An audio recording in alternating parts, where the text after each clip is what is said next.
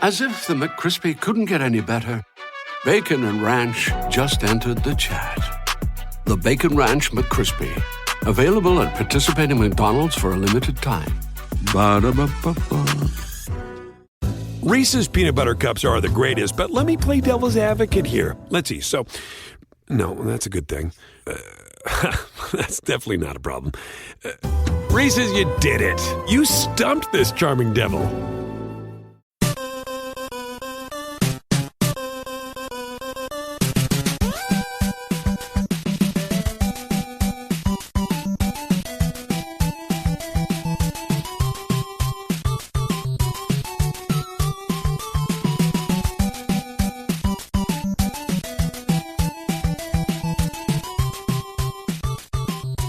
Welcome to the family here on Purple Mafia. I'm your host, Paladino Joey, or Joey Owygen. Purple Mafia is available on the sportstuff.com and on iTunes. I thank each and every one of you always for downloading and listening to this show. It is greatly appreciated, oh so very much, and I want to thank all of you for listening to once again another full season of Purple Mafia. This is, gosh, what is it, the 8th season already? 7th season already of Purple Mafia, 8th overall. Since I started Paladino Live on YouTube the year before I started Purple Mafia back in 2007. Crazy. And that year obviously ended with the New England Patriots losing by a very, very narrow margin to the New York Giants on Paladino Live on on the sportstuff.com. My very first, my second podcast ever, episode 2 of Paladino Live, ended with the New York Giants narrowly beating the Patriots at the last second. Deja vu with the New England Patriots in the Super Bowl. My goodness, things finally go the other way at the last moment this time around. Oh, well, if only it could have happened a different way the other two times. But that's just a hint of what we're going to talk about. Unfortunately, Dylan Richardson unable to join, and it's kind of a long story with myself as to why the show wasn't recorded sooner, because I would have loved to have this recorded the Monday or Tuesday, right after the Super Bowl, fresh as all heck. Dylan Richardson on the other line over there. We're just having a good time, happy as heck about who won the Super Bowl, happy as bleep. What a great game it was. So much to talk about, back and forth. But just I had a schedule change at work because I needed to get trained on something. And yeah, I know, it's like, who cares? This is Purple Mafia, not Joey's life. Yeah, I know, but still, gotta tell you why it took so long. Yeah, I had a schedule change at work, and then I fell and almost broke my wrist and almost cracked or broke my ribs. Instead, I bruised my wrist and bruised my ribs. Contusions, as Marcus the forecaster would say. And it just kind of threw me off. I still could have done it, but I just was kind of stressed out, going crazy, because the training is a little bit scary at first with the pretty important process that I'm learning at work. It's just about wrapped up now, thank God. Schedule change, all that good stuff. I was just thrown off, and I didn't hear from Dylan, and I didn't message him right away. And then I started to finally message him like a week later. Didn't hear from him right away. He wasn't feeling good. I wasn't feeling good. Blah, blah, blah. It just kind of kept dragging on. Then he got busy and this and that. And then the communication started to kind of go downhill. It's just so, unfortunately, unavailable. And then it got to be 2 weeks later. And yeah, the show needs to get done. So obviously, no animosity towards anybody. If anything, I'm the idiot for not getting my butt on here with Dylan Richardson the first 2 days or so after the game. Deeply apologize to you out there. Deeply apologize to Dylan, because I know he wanted to be on here. Sure he did. So I apologize to you, Dylan. You don't have to apologize to me, because I know he was sad. You know, he was sorry that he couldn't come on, you know, and he told me that. So just letting you know. Sorry I drug that out, but I had to explain what the hell is going on. Luckily, that didn't drag too far. Mick Tinglehoff is a Hall of Famer. Congratulations to Mick Tinglehoff, finally in the NFL Hall of Fame. It only took about 950 years, and you'll hear me talk about it more on the Facebook page, the Fan Interaction. 2-segment show, as our postseason shows are traditionally, and they will be this way throughout the off-season, like in State of the Vikings 2015, where I hope to have Sebastian Balls on, hopefully. Because, man, you know why I do solo shows? Well, A, I enjoy it, and I do a good job on solo, I think, and I've heard it a million times. I'm very good behind the mic while going solo or with somebody, but solo, I mean, a lot of people have a hard time with it. I don't. It's hard to book people on this show because schedules change, and I work second shift most of the time, and other people have their time, their best schedule, their this, their that, their needs, their wants, their sudden schedule changes as well, or they're not feeling good, and it just gets unbelievable. It just wears at my brain because I'd like to get the show done, and I need to get the show done, and when I'm by myself, I can just do the show whenever the hell I want. Doggone it. Rather than hope to God that they're available. So, again, not a shot at anybody, but just saying it's tough. So, hopefully, Sebastian will be available. We'll probably work something out, because it's not like the schedule will be quite as tight for that one, I would hope. State of the Vikings will be coming up very soon. And, of course, that'll be that'll be what it is. A review of the Minnesota Vikings season and all that good stuff. Not like an uber detail, but mostly talking about the most valuable player, biggest disappointment, biggest surprise, all that good stuff. And then we will talk about the draft and free agency. Free agency first, of course, who we're looking at, who would fit, all that good stuff, who we think the Vikings will target. And, of course, we'll talk briefly about the draft. And then the next show will be more heavy into the draft and probably talking about the free agents that were signed or lost, all that good stuff. So you get the idea what's going to be coming up in the next weeks and next few weeks and months. Let's get to the game, shall we? Because that's the good news. There's only one game to review and 0 games to preview. This won't be too hard. I miss you, Dylan, though. I miss you. Hopefully he's listening. Hopefully I didn't give him the impression like I was mad at him, because I'm not. This was one for the ages, folks. And it was so freaking satisfying. I can't even tell you how freaking satisfying it was. 2 weeks later, I still feel it, man. I still feel it. Oh, my God. I still feel the jubilation, the joy, and I wish I could have gotten it out a little bit sooner, but okay, I've said that too much. Oh, man. Okay, right out of the gate, plain as day, Patriots have the ball, plain as day. They were going to take a conservative passing game approach, and they weren't going to hand the ball off too much to their version of beast mode. He's like mini beast mode, like Garrett Blunt. I guess he was kind of that against the Colts.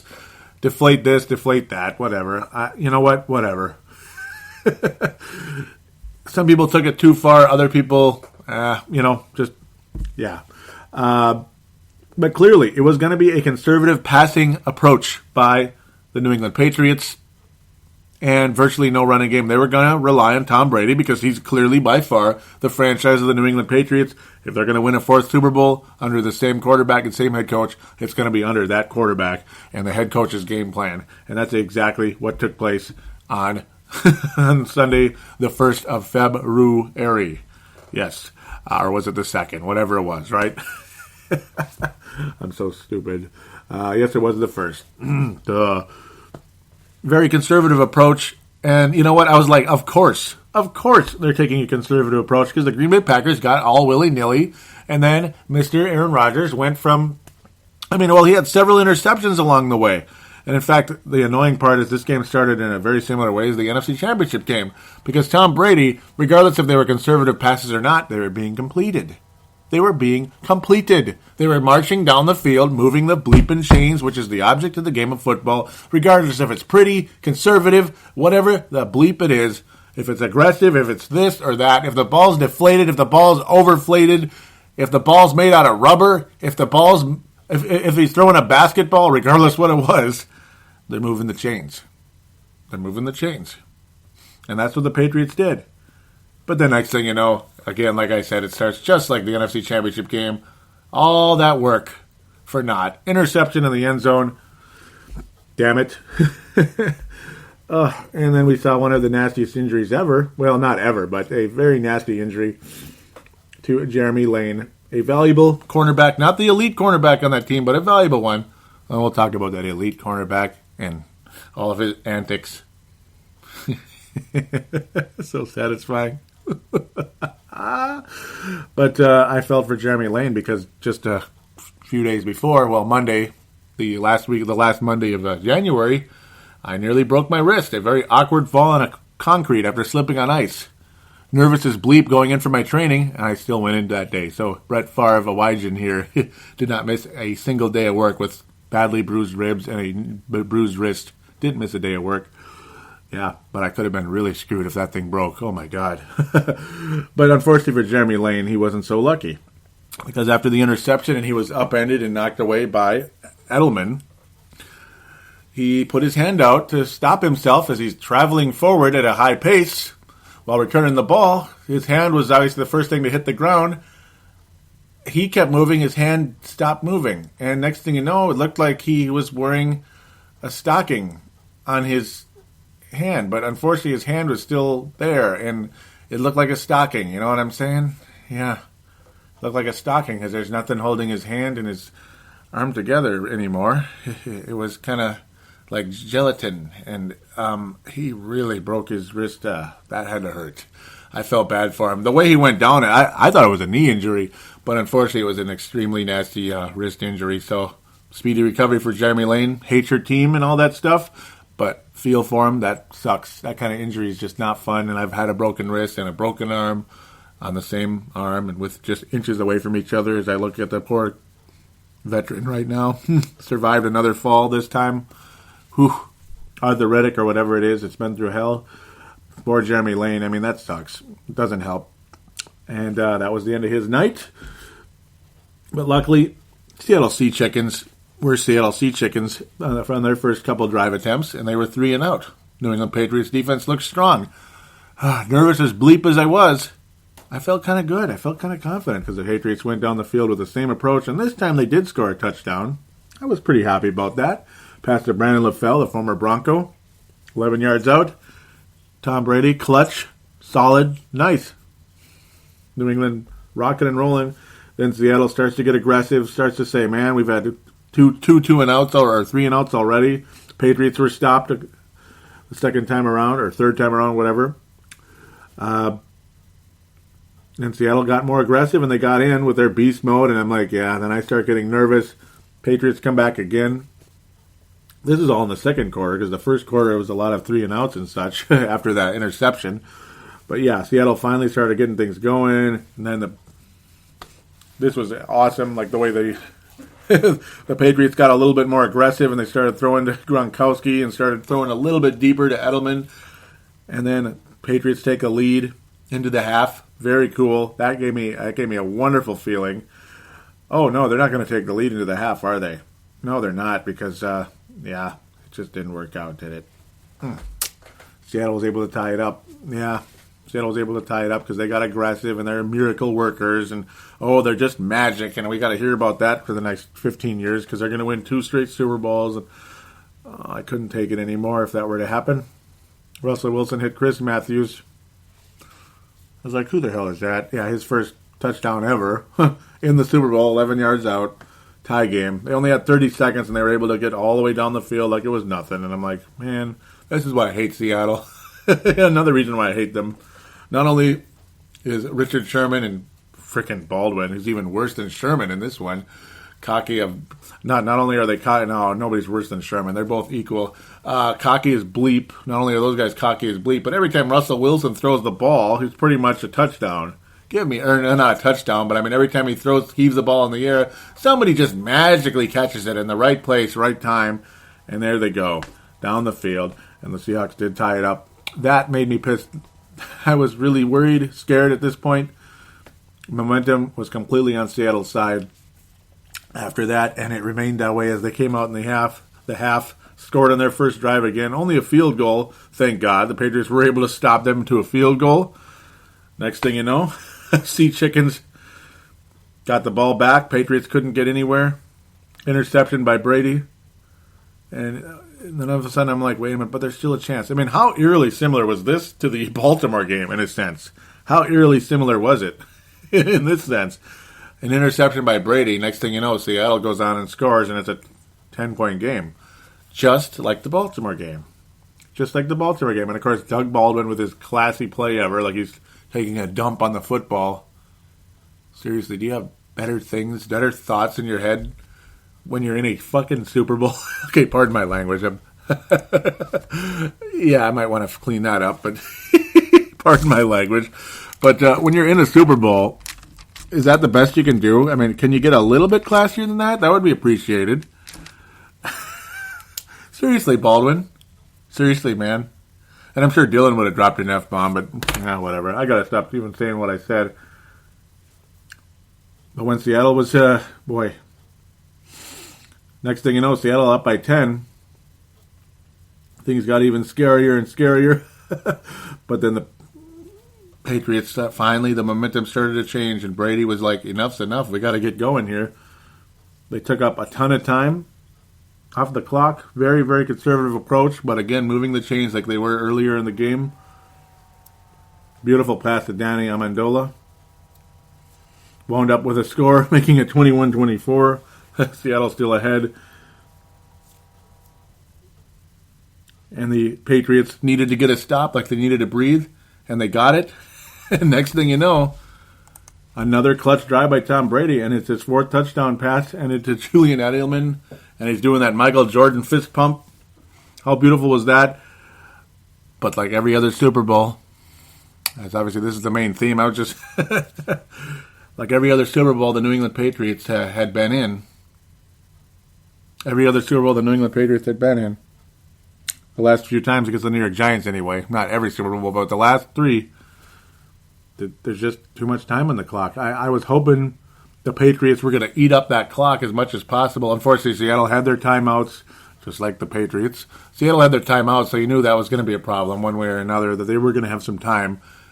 And the Patriots had to score, regardless. And, of course, you do want that touchdown like you need to breathe because the field goal doesn't tie the game up, or, of course, win the game for Seattle. They have to score a touchdown the next time around. Boy, just too much time left on the clock, unfortunately. It just seemed a little bit too quick, just like 2007, just like 2011. Was I going to hear it again, that the stars were not aligned for the Patriots? No, I wasn't going to hear that, but we'll get back to that. Again, the pass to Doug Baldwin, though. I mean, just think about both things that occurred on that touchdown to Doug Baldwin. 2 things occurred in that play. And what did I say earlier in the season, ladies and gentlemen, that nobody was able to click like on or favorite, meaning click like on it on Facebook or favorite it on Twitter? What did I say to Richard Sherman? What did I say?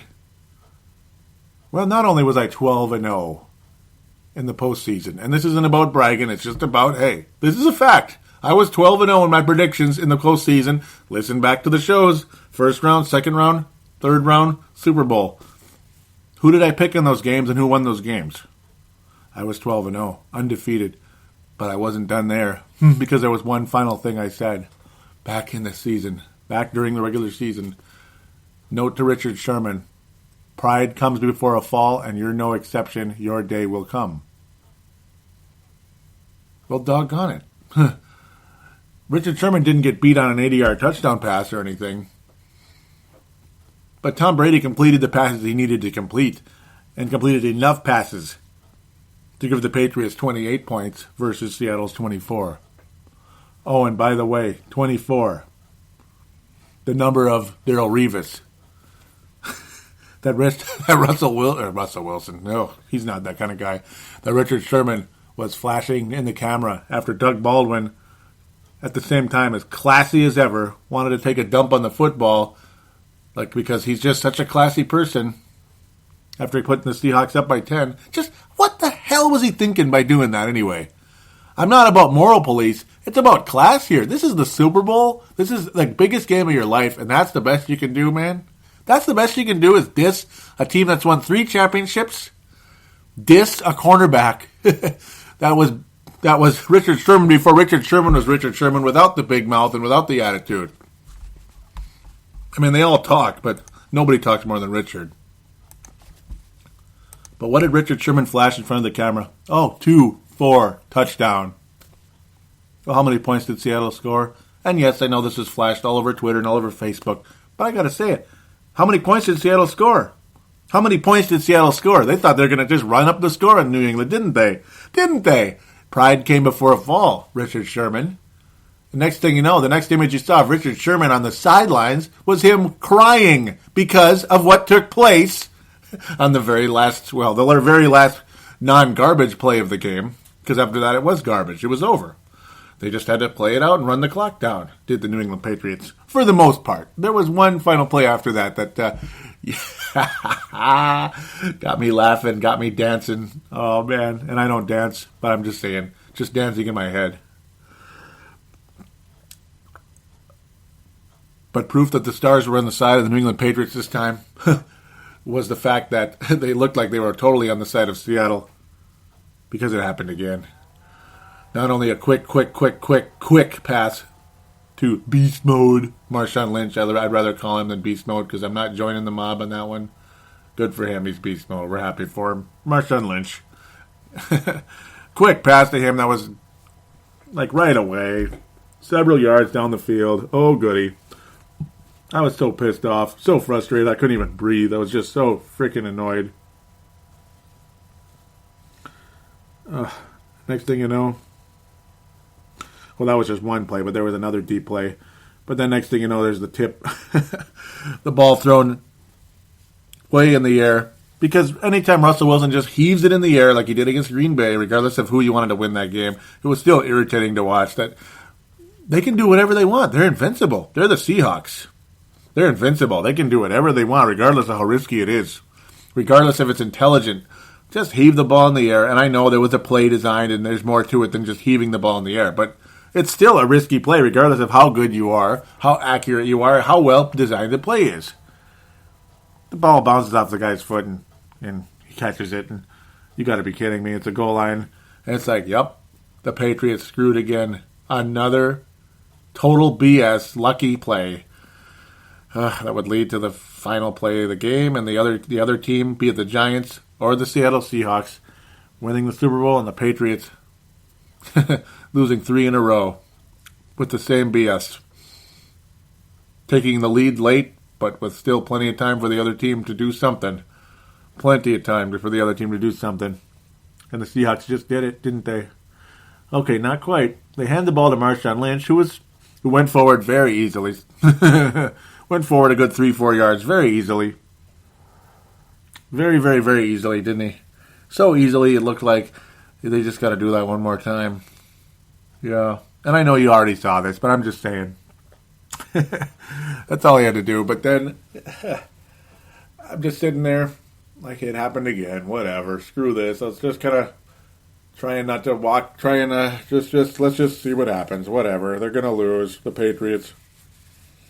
And we saw what happened, didn't we? We saw what happened. Pride comes before a fall. And nobody in the National Football League is invincible. Nobody. I don't care how gutty you are, how many miracle plays you might have. That magic wand is going to run out of magic. And the Seattle Seahawks ran out of magic, didn't they? They did. They were trying to trick the Patriots, I'm sure, because I know the Patriots, they knew the Patriots were thinking Marshawn Lynch. But luckily, Bill Belichick knew exactly what to do, regardless what the play was. He's got his team prepared. And a guy that's never intercepted a pass, just like the Seattle guy had never caught a touchdown. That being Mr. Matthews there. Never caught a touchdown in his career. Never. Chris Matthews, just like Chris Matthews on the on TV, whatever there. But just the most happy moment, man.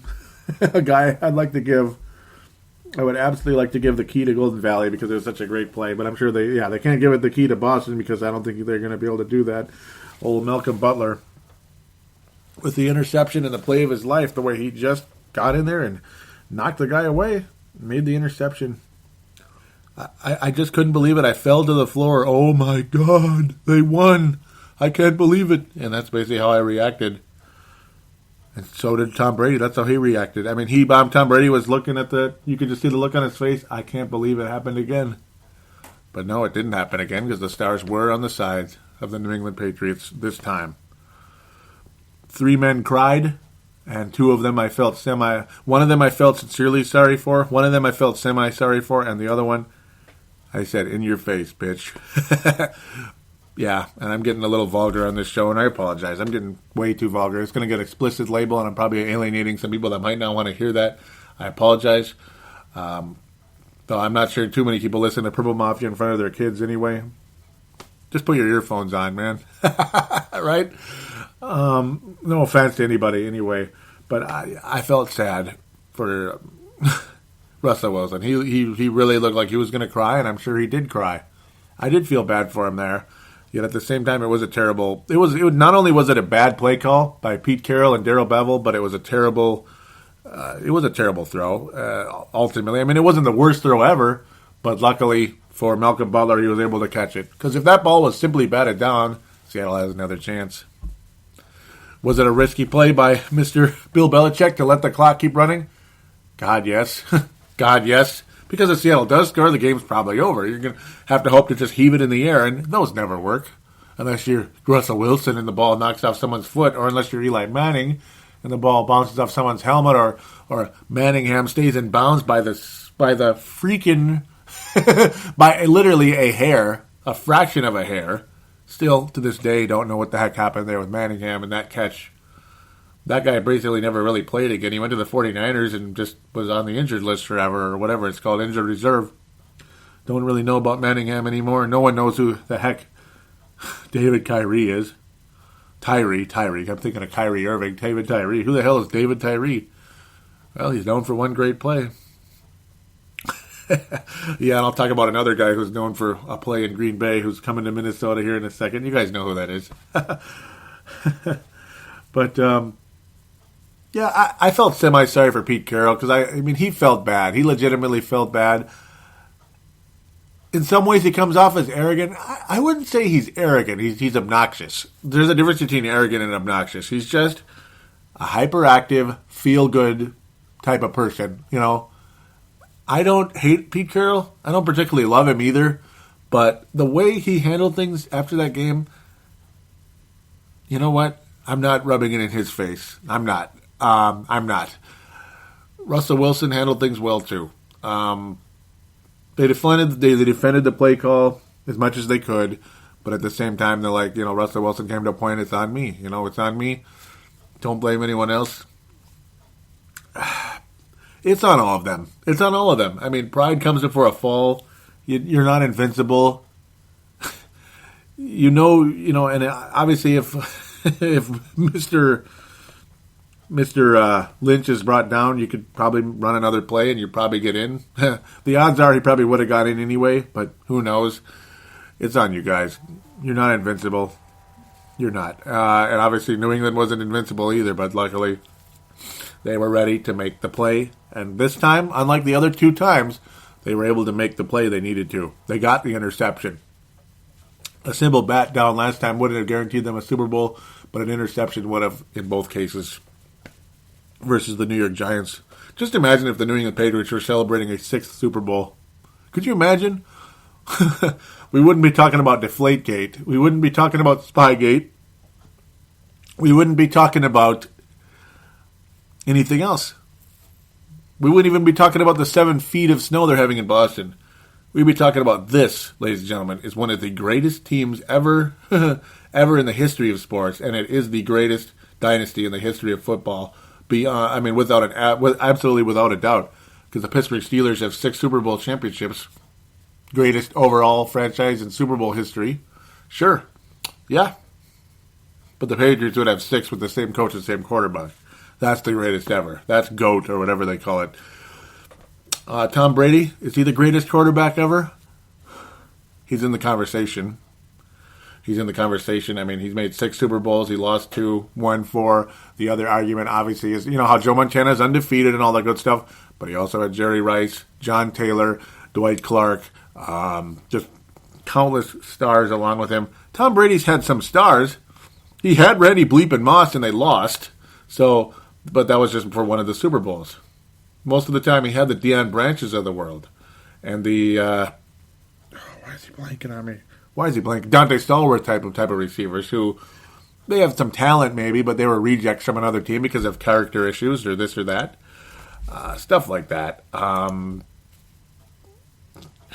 Yeah, I mean, it's just an endless thing. It's an endless array of back and forth stuff. You could go on forever. He's a top 2 quarterback. Regardless of how you look at it, Joe Montana and Tom Brady are the 2 best quarterbacks ever. And if anybody wants to argue that, I think they're nuts. I think they're nuts. Me and Dylan are not too high on Peyton Manning being the greatest quarterback ever. There's no way he's the greatest quarterback ever. How many playoff failures has he had? How many? Just because the Indianapolis Colts got an interception and finally beat Tom Brady in 2006 does not mean somehow, some way that Peyton Manning's better because they didn't get that Super Bowl too. Because the Colts got a Super Bowl with Peyton Manning. Blah blah blah blah blah. Nah, he's 1-2 in the Super Bowl, and he sucked hardcore in the second one. And he actually, he sucked hardcore in the third one. And in the second one, he was not very good either. He wasn't bad, but he wasn't very good. He really wasn't. The Saints took care of business there. They did. He wasn't good enough to win that game. Tom Brady was good enough to win all 6 of the Super Bowls he was in. The toughest time I think he had was 2007 because he had a defensive line that was flying at him nonstop the entire game. And they still had that game won. If the defense could have made one more play, make an interception, force Eli Manning into something crazy, or pull him down on that same David Tyree play. Pull him down. They had him in the grasp. They just didn't pull him the frick down. That's what happened. That's all it would have taken. That's 5 Super Bowls for Tom Brady right there if that happened. And last time maybe somebody catch a frickin' pass on that last drive because they actually had a little bit of time in that case. They actually had a little teeny bit of time. But what's-his-name was busy concentrating on them. He was too busy being preoccupied by the murders he committed, that being Mr. Aaron Hernandez. Yeah, that's terrific there. And then Gronkowski was like injured and out of shape and just thinking about whatever party he was at and what party he's going to be at, regardless of what Super Bowl he's in. It's all about the party, man. That's why I love Teddy Bridgewater so much, because he's not like that. That's why I love Tom Brady so much, because he's not like that. This time around, Gronkowski, regardless of what party he was at, he was healthy and he played well. That's why I thought the New England Patriots were going to win the Super Bowl, and he was one of the reasons they did win. He was. He got a touchdown in the game. He was a factor. He wasn't the main factor, but he was a factor. Guys like Edelman, just fantastic along the way. But Tom Brady definitely earned that Super Bowl. He's finally got number 4. And you know what? Nobody can say, you can say all you want, like he got, they got lucky because of the interception and the stupid play by Seattle. But who put the Patriots ahead in the first place? Tom Brady. Who kept the Patriots in the game when they very easily could have been dead and gone after that third quarter? Tom Brady. Tom Brady. Who passed for 4 touchdown passes against Seattle's greatest defense ever and the biggest stage ever when that defense should shine brightest? Tom Brady. He had 2 interceptions in the game because he's not perfect. Nobody is perfect. And plus, he's obviously he's older, and it was a beyond great defense of Seattle. But he overcame it. Peyton Manning did not overcome it. Aaron freaking Rodgers did not overcome it, even though it was in Seattle, and that's the place where they just wave a magic wand and they win the game. They've pretty much been undefeated in Seattle since God knows when. Unless I'm blanking on something that happened recently. I don't think so. San Francisco had the game won last year, but they didn't win it. They just didn't win it. And we all know how it ended, and we all know what who said, and we don't need to rehash that again. The tired old story. So satisfying. So glad. And I loved what Sebastian said about Richard Sherman off the mic, me and him, or off Facebook, whatever, me and him in a private message. He's always there yapping and hemming and hawing when he gets when his team's winning or he makes a big play. But where is he when they lose? Just at best he talked a little bit. He didn't really say all that much. Didn't really have all that much to say. And it was a nice image to see him walk up to Tom Brady when he was kneeling down and in the moment, like, finally, man. It's been 10 years and I finally got the 4th Super Bowl. It finally happened. All that bad luck, all that heartbreak, all that pain the Patriots must have went through. And I shared it with them because I'm a big fan of the Patriots. Even though my number 1 team will always be the Vikings, I'm a big fan of the Patriots and Tom Brady. All that heartbreak that took place. Even the lucky interception by the Colts in 06. the way they came back and were so great and then have it all just vanish at the last second in '07, and the same thing happening in '11, and it looked like that was their last shot. Last year, it looked like the Patriots were pretty much dead and gone. It looked like Tom Brady was pretty much dead and gone after that Kansas City game. They were just running circles around him, kicking his butt. Everybody in the media thought that Tom Brady was probably about time to wrap it up, call it a career. Not everybody, but a lot of people. And the next thing you know, he's the best quarterback in football again, just like that. And he stayed that way. And, of course, we all know where it began. It began at TCF Bank Stadium in southeast Minneapolis, ladies and gentlemen. Home of the Golden Gophers and a temporary one more year home of the Minnesota Vikings. It all started here. And Teddy Bridgewater got to see it happen in person. Not as the starter, but as the soon-to-be starter. And I can't wait to see what Teddy Bridgewater brings to the Vikings in the coming years. I cannot wait, indeed. Cannot. Hopefully he's another Tom Brady. Maybe. I mean, you never know. Obviously, very far-fetched, very early. But I like what I see from him at this point. I think he could be a winner. I think he absolutely has the right attitude, the right approach, the right everything. And I hope he continues. I hope he comes back next year as the same guy. I hope he doesn't come back next year kind of cocky, kind of party-ish, all that good stuff. And then I'm going to start worrying. Because I think Culpepper kind of did that. Granted, maybe that's who he always was anyway. But we'll see what happens. We even had I'll talk about that later on the fan interaction. I'm getting ahead of myself there. Even mentioning Sebastian, I'm going to talk about him on obviously fan interaction and such as well. It was a very happy moment for me because, I mean, what the Patriots had been through and all that, all the talk, the Deflategate, everybody hates them. Facebook, Twitter, wherever it is, in person, at work, at home, this place, that place. Oh, Seattle. Oh, I am a Seahawks fan. Even my uncle, Purple Colonel, was cheering for the Seahawks and then sent me a picture of the New England Patriots championship ring. It's one of those ball needles or whatever with a ring, around it. Yeah. I love you, Purple Colonel. Love you, Uncle Willie, David Willard. But doggone it, why'd you have to pick that team? Why? Anybody but Seattle, man. Come on. They're another Dallas Cowboys. Oh, boy.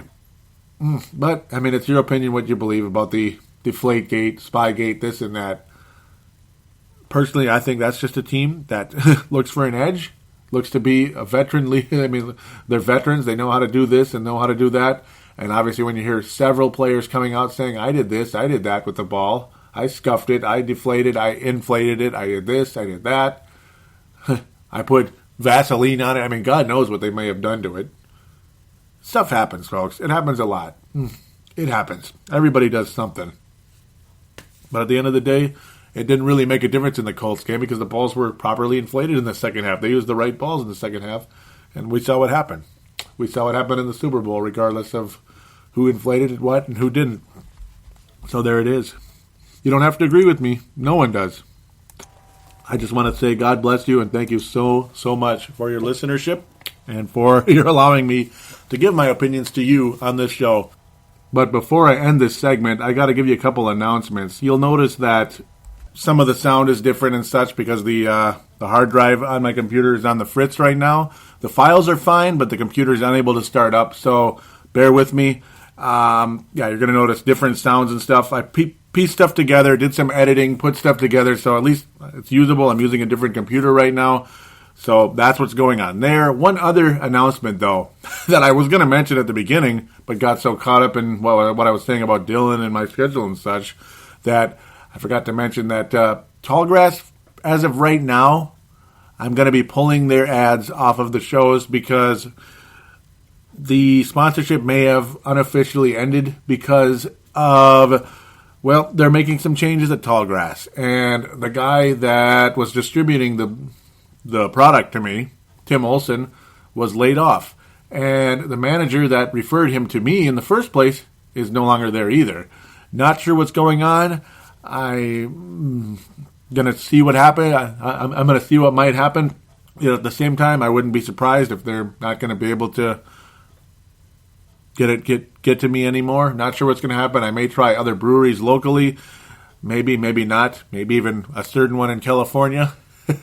We'll see what happens, though. If not, it just kind of is what it is right now. Maybe I'm going to look in other areas. So, no animosity whatsoever to Tallgrass. Keep getting it. I'm going to keep getting it. You keep getting it. I'm so proud and just so joyful that you guys do enjoy the product that I was able to, bring you to. I mean, 8-bit, ethos, all that good stuff. I mean, it was so much fun, and it's so enjoyable. Keep getting it. If you like it, great. Don't feel obligated like you have to, though. I mean, nobody has to do anything. So, again, just want to say thank you so much, and I do appreciate Tim Olson and Barb at Tallgrass for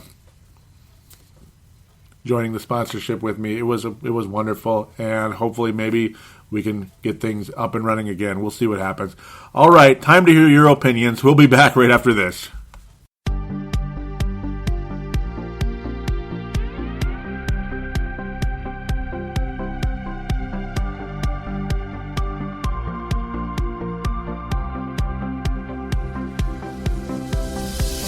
Do you shop on Amazon?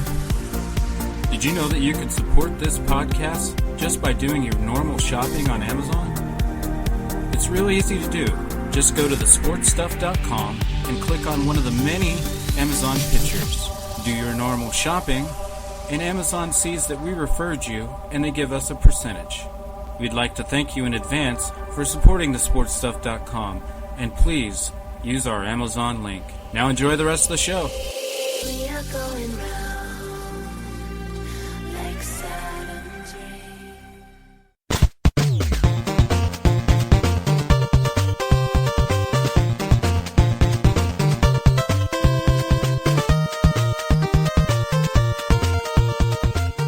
And we are back here on Purple Mafia, segment number 2, fan interaction segment. Let's jump right into that Facebook page.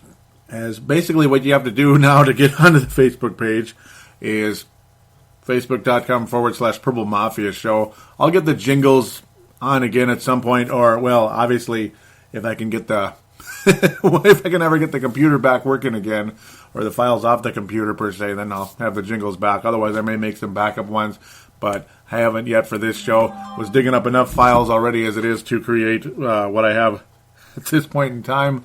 All right, then. Let's try to pick up where we left off as we can. No comments on the previous episode. Again, I do apologize. It's been so long since the last show. I posted a link, Kevin Miller at the Minnesota Vikings. Nobody commented on that. And, I don't really have a whole lot to say about it either. Other than, that would be cool, I suppose. But at the same time, I don't know what's going to happen yet. We'll see where things go. Now there's a lot of comments. The fan interaction will be pretty short, I believe, other than this part right here. But mostly because I've been fairly inactive, and probably all of us are taking a tiny little break from football. And we'll be back on Facebook a lot more often again, because free agency is about to kick in, and State of the Vikings will be the next episode. All that good stuff where I'll want your MVP and all that. MVP, biggest disappointment, biggest surprise. Try to keep it as a player, but maybe you can have a circumstance here and there, but I'd appreciate it if it's a player. I'd, prefer that it's a player, per se, is what I'm trying to say. I'll post a thread for that very soon here, so we can get things ready to rock and roll with probably Sebastian Balls as my co-host on that show. I think the odds are very good there. That would be very nice. I will say this one more time, go Patriots. This was before the Super Bowl. Just a little bit before, it got a whole lot of back and forth here. Sebastian Ball saying amen, and he posted a picture saying Hawks fans be like, we have a bigger fan base, and those are people that look like 400 pounds or more. Bo Bells, there's all kind of hate and stuff for the Patriots, and it, of course, naturally got me going, made me more and more pissed off as the game started and into the game and beyond. You can only imagine. Bo Bells saying can't cheer for Deflategate. Tony Coleman saying cheering for the Patriots to win the Super Bowl is like cheering for Bill Gates to win the lottery. Go Vikings West, Seahawks. Come on, Tony, I like you, man. Why do you got to do that to me?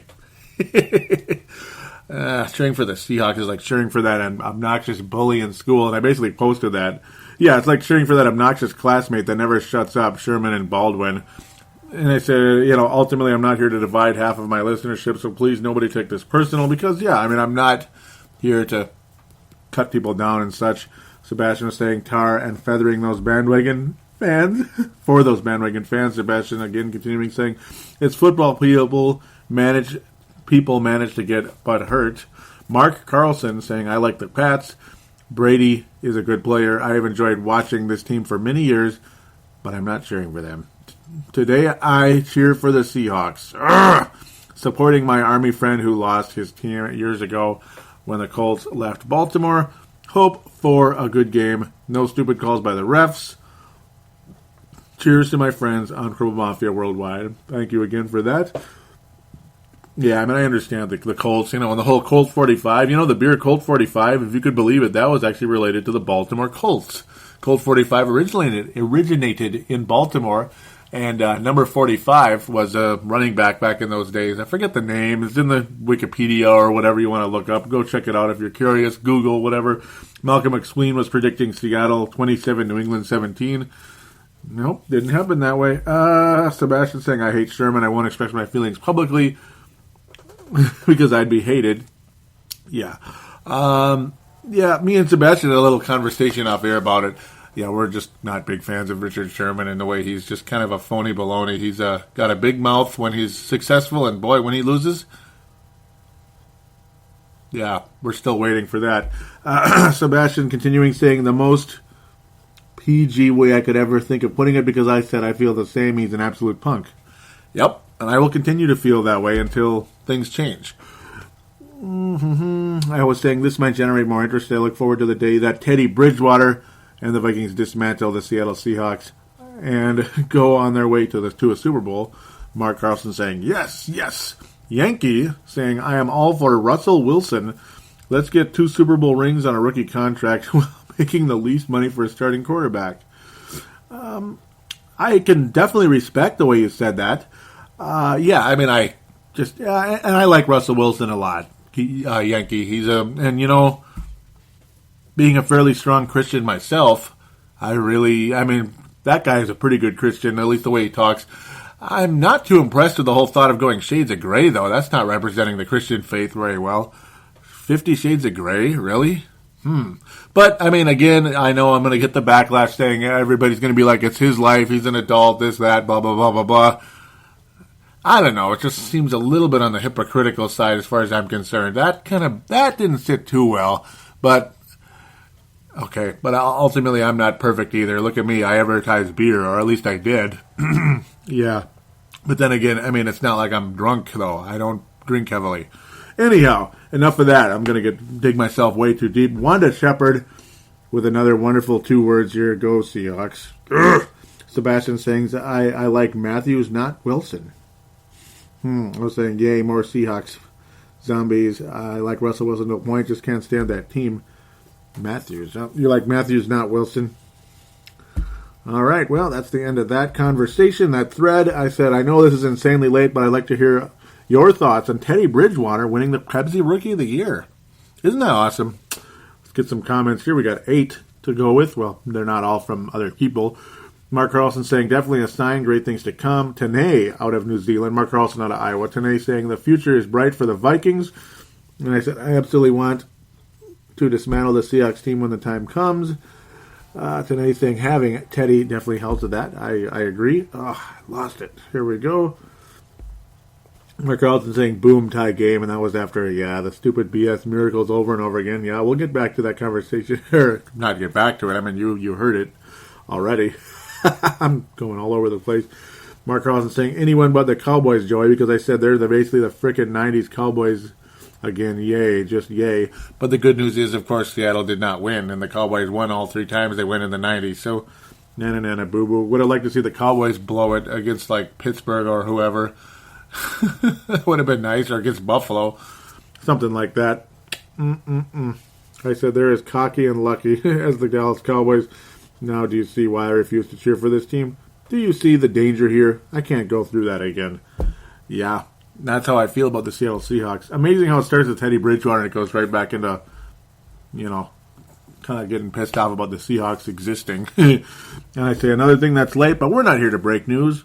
we're here to talk about it. Mick Tinglehoff is finally in the Hall of Fame.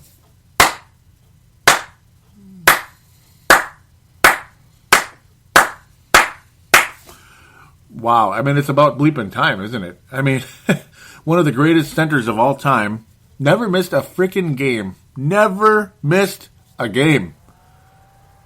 And he played during the Purple People Eaters era. Man, I might want to clean that up, but whatever. It wouldn't be radio if it wasn't a little bit, flawed per se, right? That's why I'm not always a big fan of edit, clean this up, because you know what? What the hell? That's fake. You got to hear what really's going on, don't you?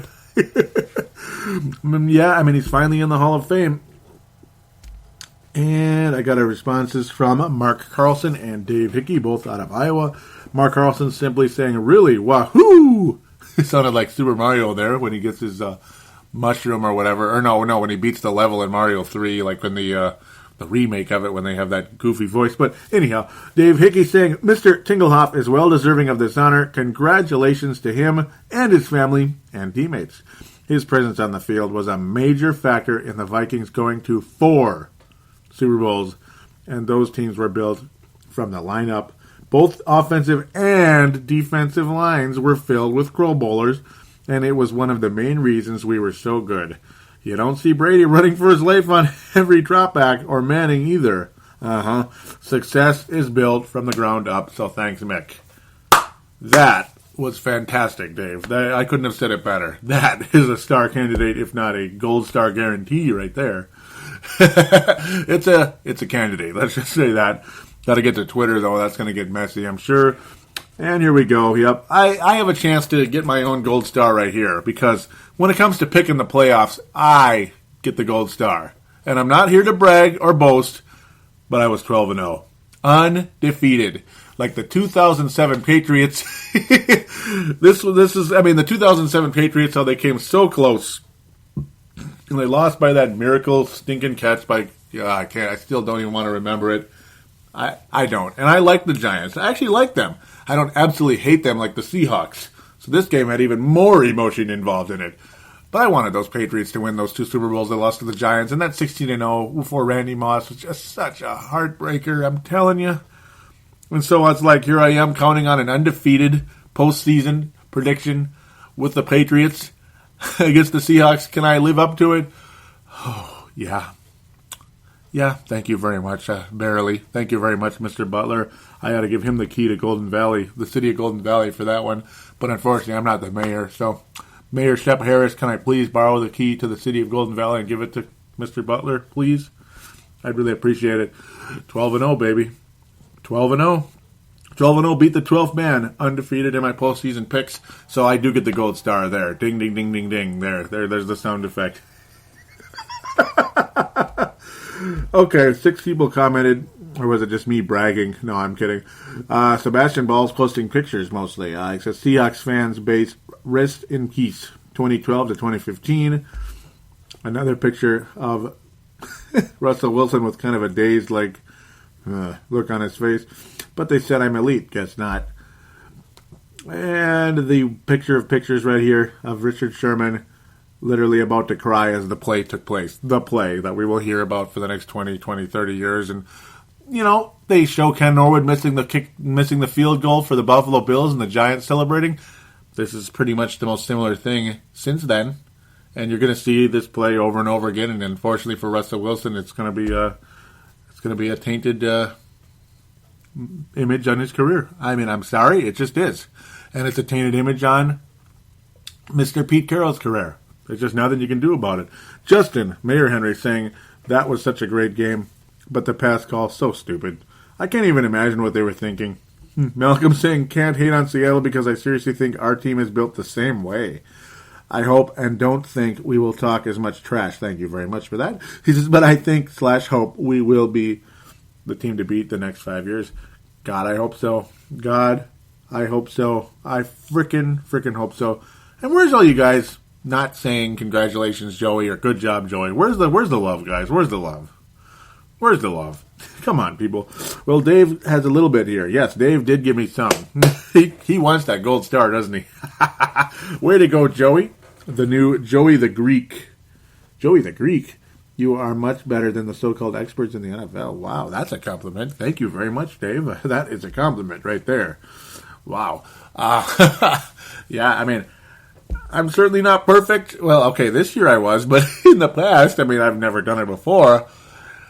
Man, it's just, I've gotten better and better at it about doing this show for the last several years now, since 2008. Since January 2008, I actually did my first prediction of the Patriots barely edging the Giants in that Super Bowl. So I was over 1 in my very first prediction in the history of Purple Mafia. Oh, wait, that wasn't even Purple Mafia. That was Palladino Live. But, hey, it was like the pre-Purple Mafia, you could call it. Palladino Live. Purple Mafia debuted back in 2008. And, okay, we'll just move on from there.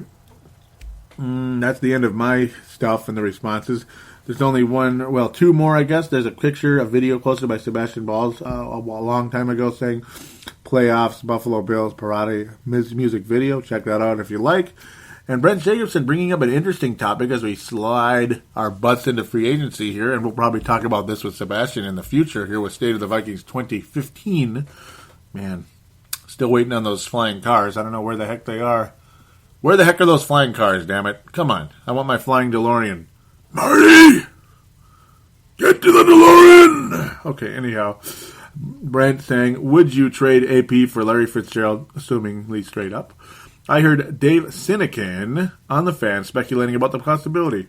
I'm intrigued because Fitz would help Patterson and Johnson's development. He would, Brent. The problem is the money and the fact that Fitzgerald is yesterday's news when it comes to wide receiver.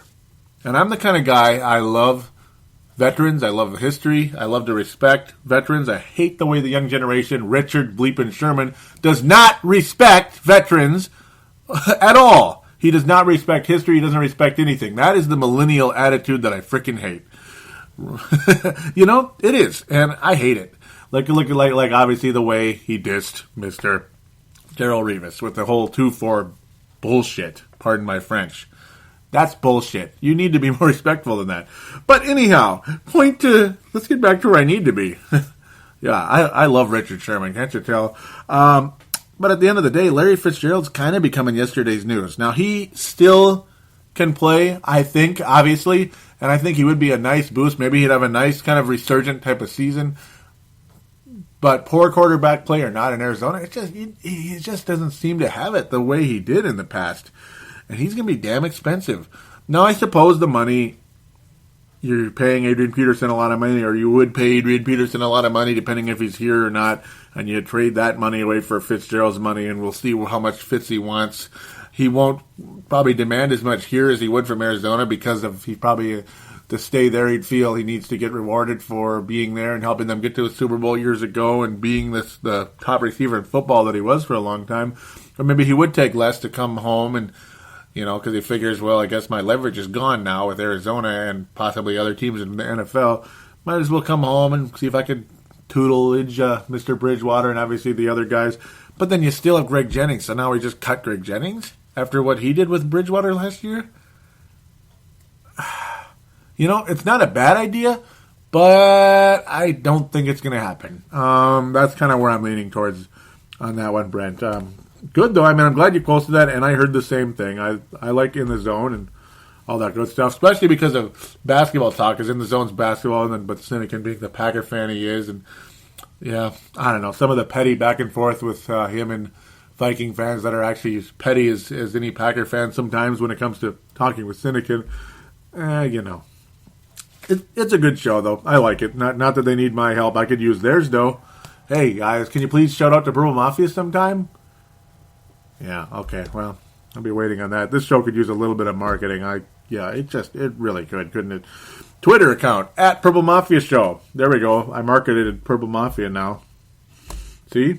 I did. Robin Sullivan saying, ready for tomorrow, # Super Bowl, blah, blah, blah. Super Bowl, whatever it is, and I said, I'm ready for the football season to be over and for Seattle to lose. Football overload. Yeah, sometimes I get overloaded from football because there's a lot going on, but that postseason was freaking fun, and obviously I enjoyed it if I was undefeated, and obviously I was paying attention very closely in order to be undefeated. Like, I got a vibe, and that's developed over the course of many years that I've developed. I feel a vibe from teams, and I'm experienced now looking at the Cincinnati Bengals. They're going to lose every single time. And like I said on the last show, I wish it was last week, but now it's been many weeks since the last show, which I do apologize again for. The Colts are the new Baltimore. That sounds kind of awkward because the Colts in Baltimore, but how they're kind of stepping up. And the Baltimore Ravens may also be doing the same thing again. Don't be surprised if the Baltimore Ravens are in the AFC Championship game next year against the Baltimore Colts. Indianapolis Colts. Don't be surprised. That might be a real early prediction. Don't be surprised at all. And also don't be surprised if the Patriots are back in trying to go back-to-back. Kind of actually wouldn't be disappointed if they were. Robin Sullivan saying, well, aren't you just a ray of sunshine this morning? Do I sense a bit of sarcasm or bitterness, dear Joey? I understand that. I'm going the polar plunge today, and we had a little conversation about that back and forth. She did the polar plunge, so get some props for me. Robin, really appreciate that. And I hate this. I hate it. She posted a picture saying, oh, I hate it. She said, I know, Joey, I know, bad, but had to share. So wrong. The deflated football, cookies or whatever they're called. Why'd you have to do this to me? Deflated cake. Tom's deflated cake. Anyhow, no, it's okay. Dave Martin, back in the saddle again. Really missed him. Hadn't heard from him for a few weeks. And, welcome back, buddy. He was saying, I just don't care. Hope you're well, my purple friend. And, yep, I do appreciate that. I was like, of course, everyone's on Seattle's jock. I'll never understand it. And, I'll never understand it. Just like when everyone was on the Oklahoma City Thunder's jock. When all they were doing was showing off and had no respect for anybody that was, like, even slightly older than them or had done more than them in the past. Just no respect for their opponents. And I think that's BS. Or the people that came before them. That's just wrong. Dave continuing saying, seeing as the Sea Chickens beat the Slackers, gotta go with the Vikings Northwest. Ugh. Okay, I know, it's okay. He said, I just don't care to be honest, blah, blah, blah, blah. I like this. Dave Martin saying, Katy Perry, crap choice, need I say more? Thank you. You know how much I watched Katy Perry's halftime show? I didn't watch it at all. I changed the channel and left the room and I don't know, just did other things for a little bit. Took a little break just because I was nervous as hell about the game. Could you blame me? It was the closest game ever. Scary as all hell. I mean, I don't give a shit about Katy Perry. And, man, I got to quit swearing. Sorry, because, I'm sure not everybody wants to hear that. Where the rest of you don't care. And some of you might be getting bothered by it. So maybe some of my friends are Maranatha, so I do apologize about that. But, no, I don't care about these modern pop singers. It's unwatchable, unlistenable. I don't care what their cup size is. I don't care how perfectly shaped their butt is. I don't care. I really don't care. If you can't sing, get the hell off my TV. I don't want to hear it. So, and I don't necessarily like what all these people represent either. I think it's a bad example that the country is turning towards. Anyhow, I better cut this out. I'm getting too far, getting too deep for you. Dr. No Smoking at MN Wild King. Hey, cool. Yep, he was agreeing with me about the Patriots. I was saying, do we live in a generation where being an ass makes you popular and being classy makes you boring? He simply said, yep, and we kind of had a back and forth conversation. He was saying how basically the people like the drama and the bull crap about all that. Yeah, like Richard Sherman's an ass, yet they say he's a character. And Jeff Dubay on the Jeff Dubay show came up with the same rant. In fact, he really went on it. He's like, Richard Sherman is a bleeping a-hole. Why? I'm sick and tired of people saying he has character. He's a bleeping a-hole and all that stuff. I was like, yes, Jeff Dubay, I love you even more than I ever did. I've always loved that guy. That's a podcast that's worth it. And again, he doesn't need my help either. I could sure use his, though.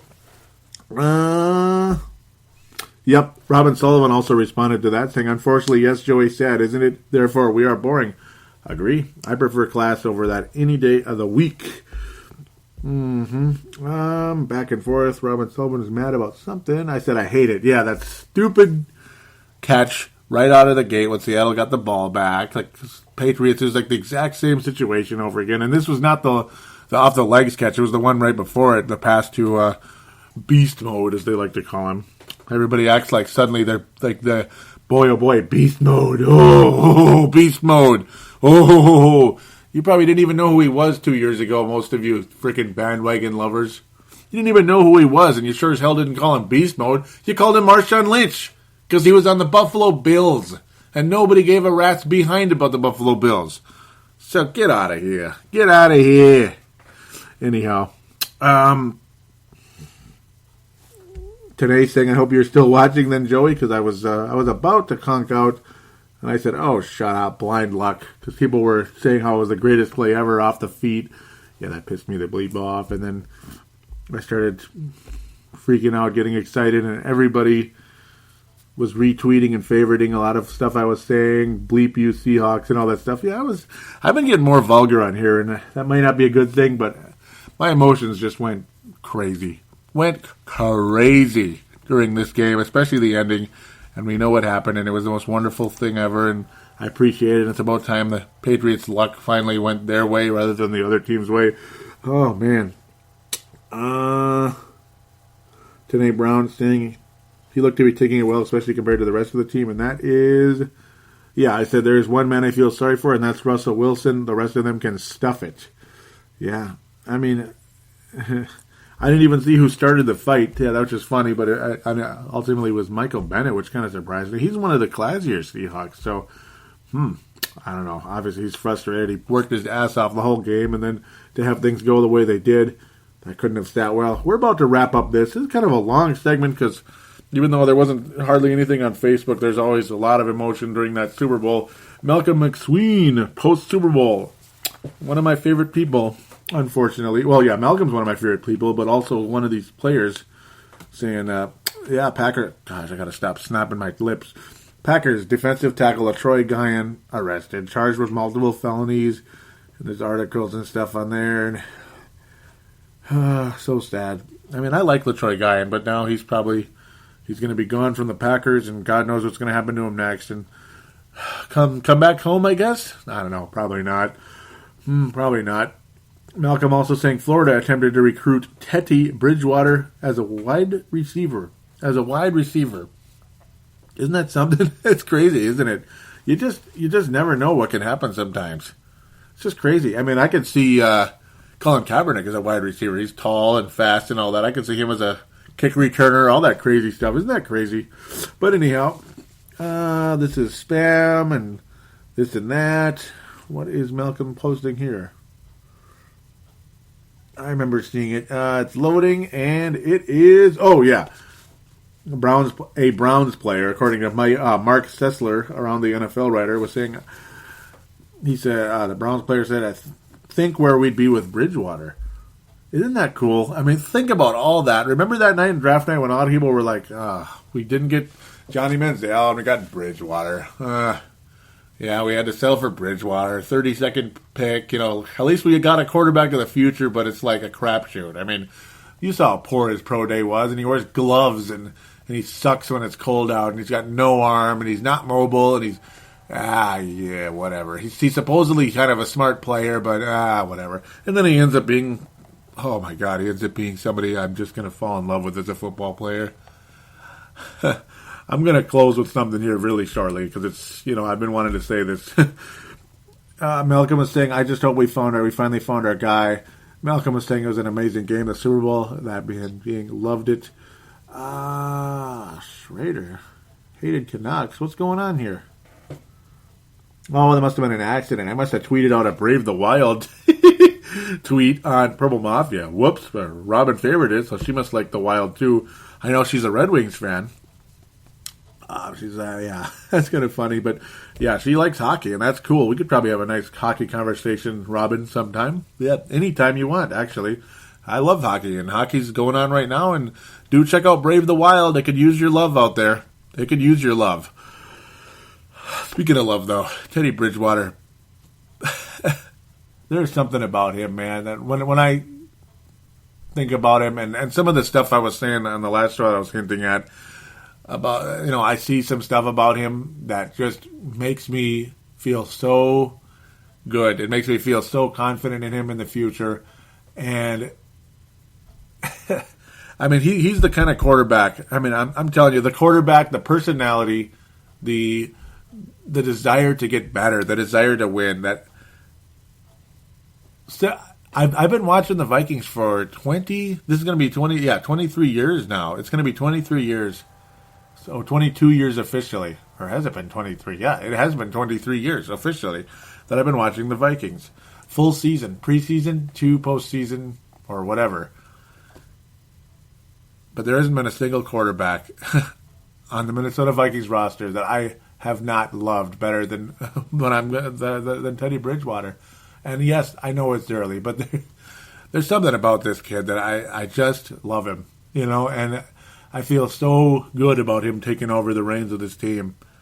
Like I said, the personality, the desire to get better, and just knowing how to play. And loving the game to the level he does. And you can see it. I just want to close with that.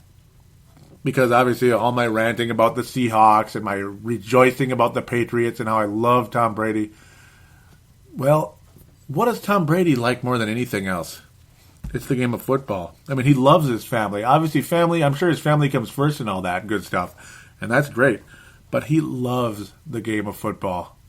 And Teddy Bridgewater, from all indications, he truly loves the game of football.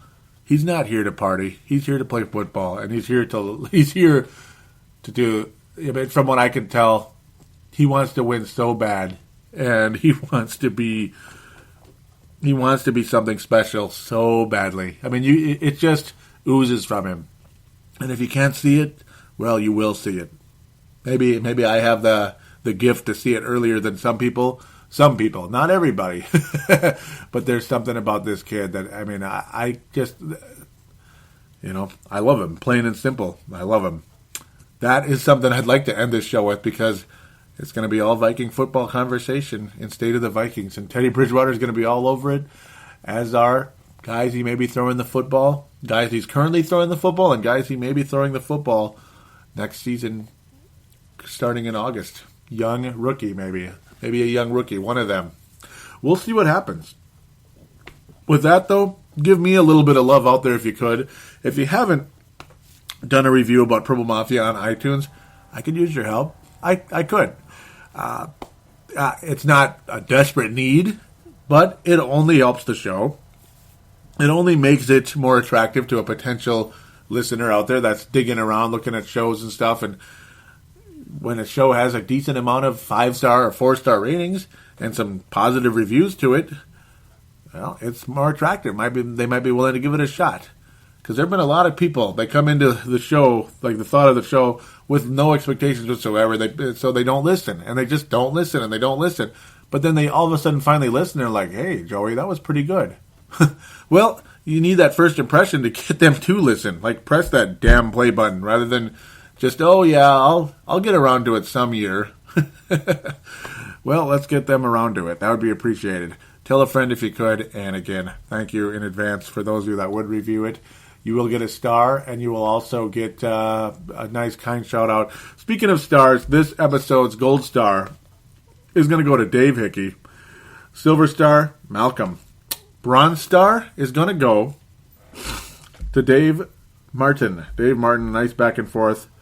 And an honorable bronze star. And a tie for bronze star to Robin Sullivan. Nice conversation back and forth. Kind of fun. How can you not like it?